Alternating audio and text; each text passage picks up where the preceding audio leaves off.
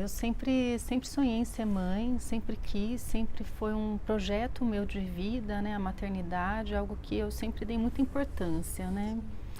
Sim, Quando eu fiquei grávida, eu fiquei muito feliz com a gestação em si, mas junto veio todo um turbilhão de sentimentos, né, e de expectativas, de sonhos e de inseguranças junto. E eu percebi que ela não tinha uma movimentação normal na barriga, né, ela não era um bebê como os outros bebês que chutavam, que faziam folia, né, ela sempre era mais quietinha e eu já comecei a me preparar esperando o que pudesse vir, né. Então eu fui atrás de estabilidade e de uma nova chance de vida para poder ser uma mãe presente, independente do que pudesse acontecer, né. Curti muito de fazer o enxoval da minha menina, de poder costurar, fazer as coisinhas de crochê, as roupinhas, as bonequinhas, né. Todo um sonho que eu tinha, que eu fui colocando em prática por amor mesmo, né. E esse amor foi crescendo ao longo não só da gravidez, mas ao longo do primeiro ano de vida, o segundo ano de vida e até hoje acho que é um amor que não tem limite, né, ele só cresce. Ela sempre foi um bebê muito apegado, né, a gente sempre teve uma conexão muito forte, muito apego mesmo, muito colo, muito carinho, muito estímulo de mãe, né, eu brinco que eu faço muita mames terapia com ela, que é muito gostoso. E eu observei desde o início que ela era uma criança diferente, né, ela era um bebezinho diferente, mas sempre estava dentro da normalidade. Quando ela começou a ter muitas crises de agressividade e mesmo o choro dela começou a ficar muito agressivo, né, tanto dela com ela mesma, como o dela com o mundo e comigo, eu percebi que realmente tinha alguma coisa diferente, que tinha que ter uma investigação melhor e que só o pediatra não teria condição de responder. E a gente foi atrás de um neurologista, né. O neuro na primeira consulta ele foi bem enfático, ele disse que ela era autista, né, e acabou com qualquer ilusão minha de que eu pudesse estar estimulando ela de uma forma errada, que eu sempre me culpei muito por ela ser autista, né, por um período, achando que a responsabilidade era minha e que eu que não estava dando, o suporte que ela precisava para ela se desenvolver como um bebê ou como uma criança. E aí eu vi que não, que na verdade eu estava fazendo todos os estímulos, né, até além do comum, que já eram estímulos terapêuticos, né, e que isso sim estava fazendo a diferença para ela desde o início, mas foi devastador, né, acho que a palavra é essa, veio como uma tragédia, né, a confirmação do diagnóstico dela num primeiro momento, que aí todos os sonhos, as esperanças e as expectativas que eu tinha sobre a vida dela, não iam se realizar, né. Então, a esperança que eu tinha de um dia ver a formatura dela no pré, quando veio o diagnóstico, eu vi que poderia não acontecer, né, que ela poderia não ser uma criança que eu ia levar ela numa festinha na adolescência, ou que ela fosse fazer uma faculdade, né, ou que um dia ela fosse casar. Eu vi que todos os meus sonhos, né, poderiam não se realizar para a vida dela. E eu até parei para refletir muito até que parte eu estava, a gente como mãe pode, né, projetar tanta expectativa. Mesmo já tendo trabalhado com criança especial, eu vi que era um luto, né, você ter um ideal para uma criança e ver que aquele ideal não é o que ela quer para a vida dela também, ou o que ela poderia oferecer para mim como filha e mesmo, a minha o meu comportamento como mãe, aquilo que eu tinha como ideal como mãe, talvez não serviria para ela, né, eu teria que me reinventar e deixar ela ser ela mesma e aprender a ter novos sonhos, né, jogar aqueles no lixo e dar oportunidade para sonhos novos para ela. Eu vi que tudo aquilo que eu poderia ter planejado não ia servir para nada, né, que o planejamento teria que ser um novo planejamento e comecei a viver com ela só por hoje, um dia por vez, né, e uma superação por vez e comecei a observar ela melhor e aceitar ela de uma maneira melhor também, né. Eu acho que esse luto foi rápido até para mim, eu lembro que eu chorei muito uma semana inteira, mas depois veio uma alegria muito grande, até mesmo ela me confortou muito, né? Porque ela sempre para mim ela foi a prova de um amor vivo. Eu decidi me dedicar, né, com muita intensidade para ela, como mãe, né, e até pelas necessidades dela, abraçar totalmente a causa e abraçar ela como uma criança autista, né, e aceitar as limitações dela. Mas dentro dessas limitações tinham características que colocavam ela numa condição impossível de lidar, né, muito difícil mesmo. Então, as autoagressões dela, as agressões para com os outros, gritos sem parar, choradeira, umas crises de colapso, né, com uma intensidade muito grande, sempre deixaram a gente numa situação difícil de conviver na sociedade, e mesmo difícil de viver dentro de casa. Era muita violência. O autismo ele traz uma violência muito grande para dentro da casa, no sentido de autoagressão e de agressão para com o próximo, né? Até mesmo para com o cuidador. Então eu vi ela me mordendo, dando cabeçada, e ao mesmo tempo, a hora que passava a crise, ela já estava uma criança mais tranquila, mais amorosa, já queria brincar com o bicho, né? Já queria assistir um desenho na televisão, tentar fazer alguma coisa mais próxima, né, do normal que a gente espera de uma criança, né.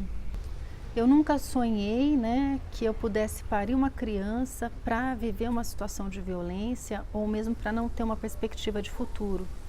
Então eu comecei a batalhar nesse sentido, né, a buscar terapias e mesmo a estudar possibilidades de estímulos diferentes que trouxessem uma perspectiva de futuro para minha filha.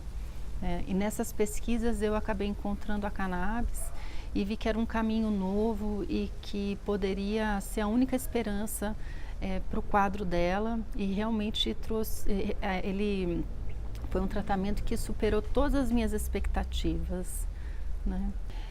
Eu optei por não dar a mão para o tráfico, né, para fazer o tratamento dela. E nessa opção de não dar a mão para o tráfico, eu corri o risco de eu mesma ser considerada traficante, né? Desde o início eu tinha essa consciência, mas eu vi que ou ela ia parar num hospital psiquiátrico e fazer um tratamento convencional, ou eu corria esse risco.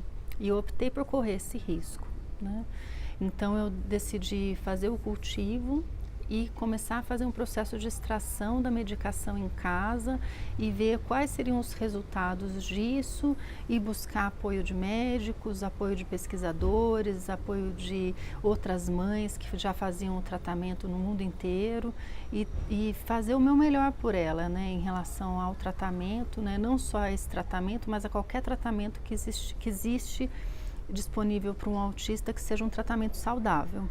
Quando comecei a dar, a primeira mudança que eu observei nela foi o sono, né? Ela finalmente começou a dormir a noite inteira, e a diminuição das crises também aconteceu num segundo momento, que foi algo que tanto diminuiu a frequência quanto a intensidade das crises dela, e depois o desenvolvimento da fala, né? Ela começou a desenvolver os sentidos, a sensibilidade, a sentir dor, a manifestar os sonhos dela, a manifestar pequenos desejos, né? Como apontar um objeto, que antes ela não apontava quando ela queria alguma coisa. Então ela começou a apontar, ela começou a brincar melhor em casa, né? Ela começou a atender melhor os adultos, os estímulos, as terapias também. Ela é outra criança hoje, ela não é mais a mesma criança que ela era antes de começar o tratamento. Mas para isso você enfrentou uma série de coisas, inclusive questão judicial, de julgamento social, como é que foi isso para você? Sim, desde que eu comecei o tratamento, eu tinha em mente que, dando certo, eu teria que legalizar, né? Até pela consciência, né, em relação ao uso de hospital, a saber que você precisa ter uma medicação, que o médico tenha confiança no remédio que você está dando para a criança, né? Então, desde o início eu tive essa intenção de legalizar para não ser criminalizada pelo tratamento da minha filha. E nesse processo, primeiro eu procurei a Defensoria Pública, né, assim que eu me senti forte o suficiente, né, para encarar as consequências dessa minha escolha, eu procurei a Defensoria Pública, eles me receberam, né, começaram a estudar minha causa, começaram a acompanhar minha família para ver como era, quais eram as nossas dificuldades, ver também a questão de acompanhamento de outros profissionais para poder fortalecer e mesmo comprovar a eficácia do que eu estava fazendo. E eles me orientaram em tudo, né? Mas ao longo dessa construção dessa ação, a gente teve alguns percalços, algumas dificuldades, né? Eu cheguei a ser denunciada e tive que responder um inquérito de tráfico por conta disso.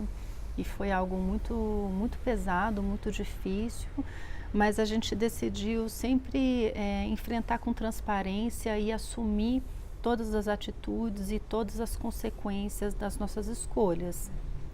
Foi uma batalha muito intensa judicial, né? Então eu tive que passar por um processo de julgamento em primeira instância, um processo de julgamento em segunda instância, né, para poder, na minha quarta audiência, conseguir ter um resultado positivo, de muita superação, né? Eu acho que todos os juízes que me julgaram tentaram me julgar com muita responsabilidade e acho que foi um julgamento muito difícil também, dado a todos os tabus, os conceitos morais e uma cultura que a gente tem aqui no Brasil muito forte de mau uso em relação à cannabis e mesmo de criminalização, de conceitos errados em relação à planta, né, e uma falta de cultura em relação ao uso medicinal.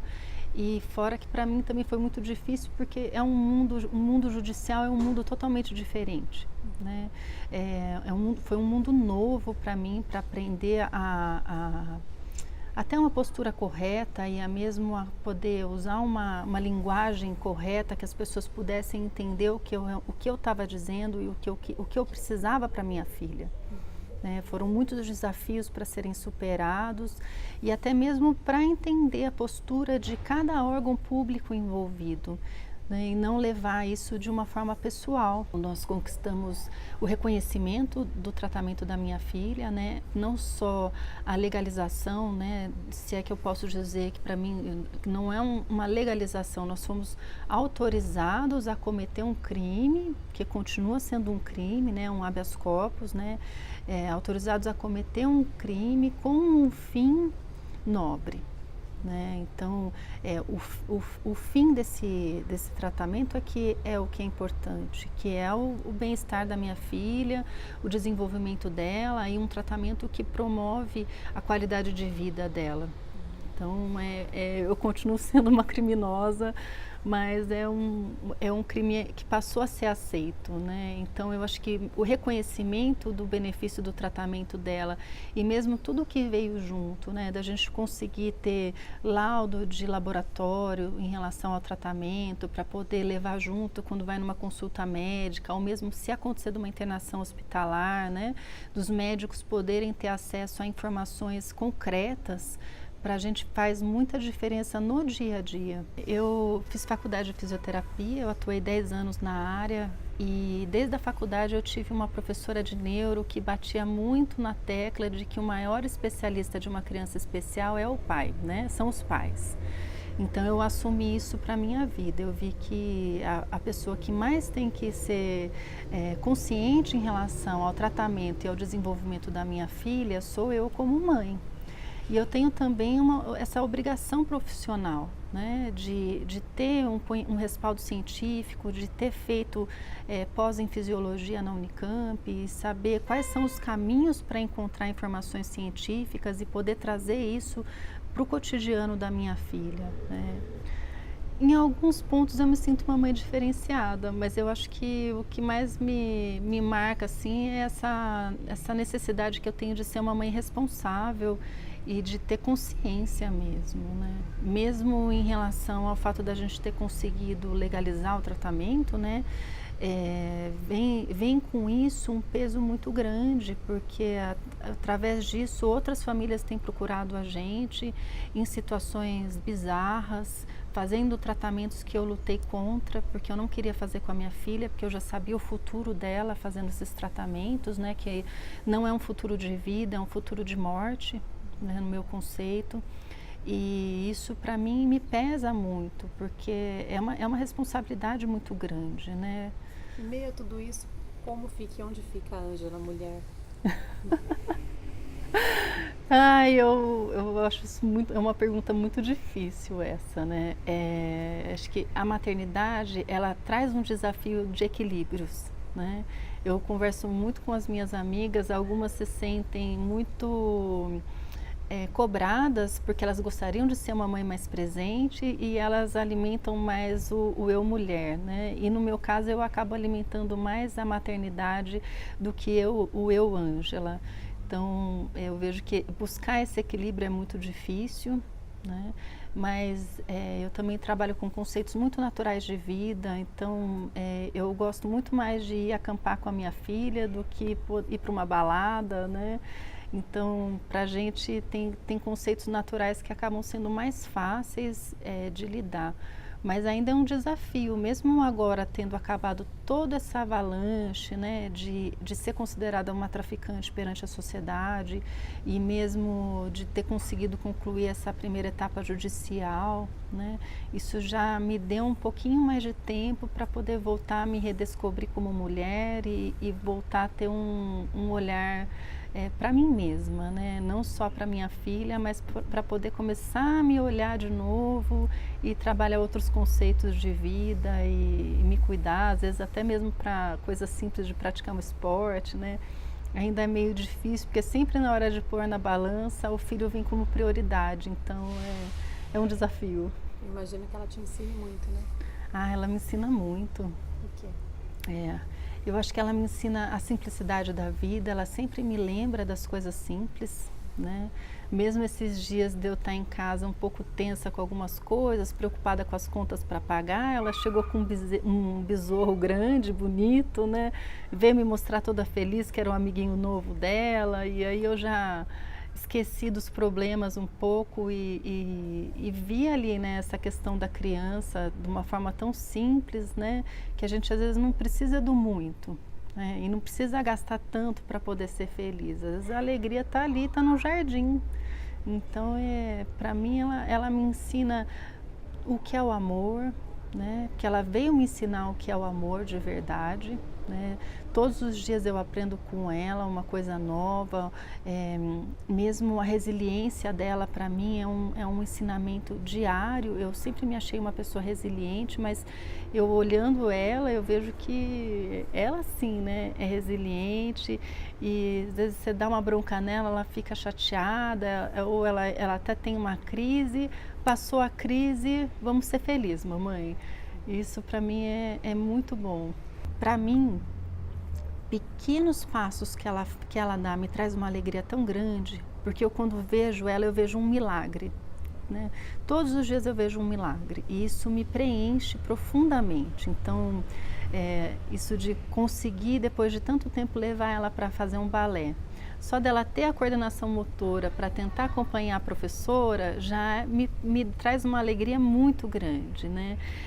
Dela tá se superando para ir numa escola regular e tá indo bem na escola também me traz uma alegria todos os dias. Então todo dia que eu vou pegar ela na escola eu chego e vem um sentimento de vitória enorme, enorme. E isso me traz muita alegria mesmo. Então, de ver ela sendo alfabetizada, dela escrever mamãe, são coisas que parecem ser tão simples, mas que para a gente tem um significado muito grande, porque isso já é acima da expectativa que eles tinham colocado para ela.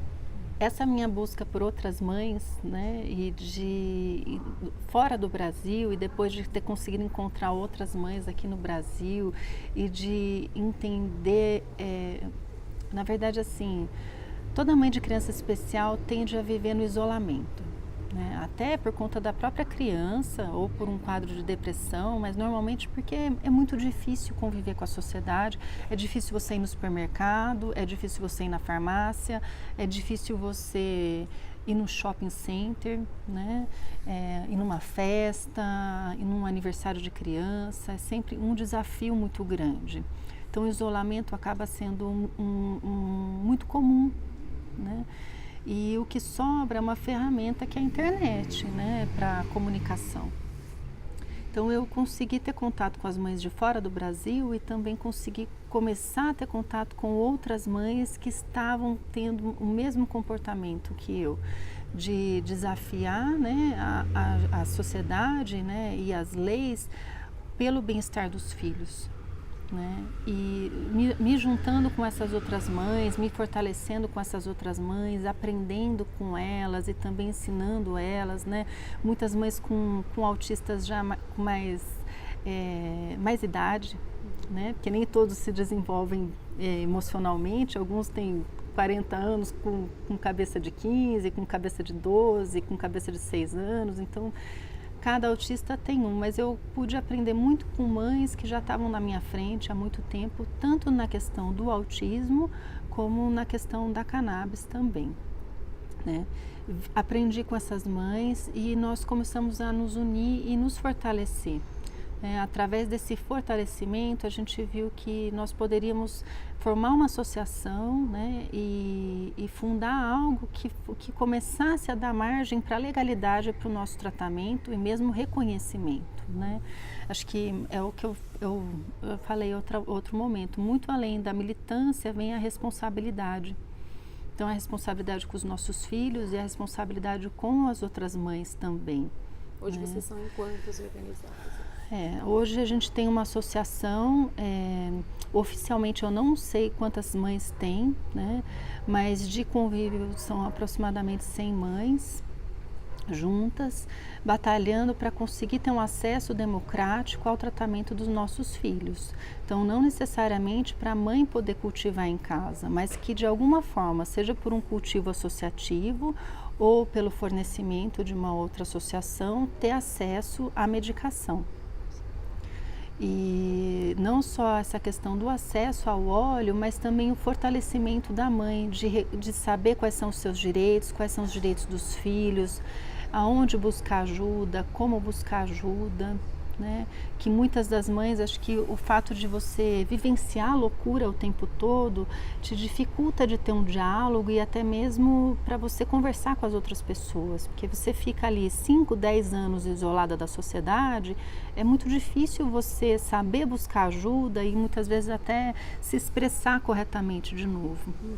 Então, esse fortalecimento com outras mães, até para poder reaprender a viver, e a hora que os filhos começam a melhorar, vem uma avalanche de sentimentos, né?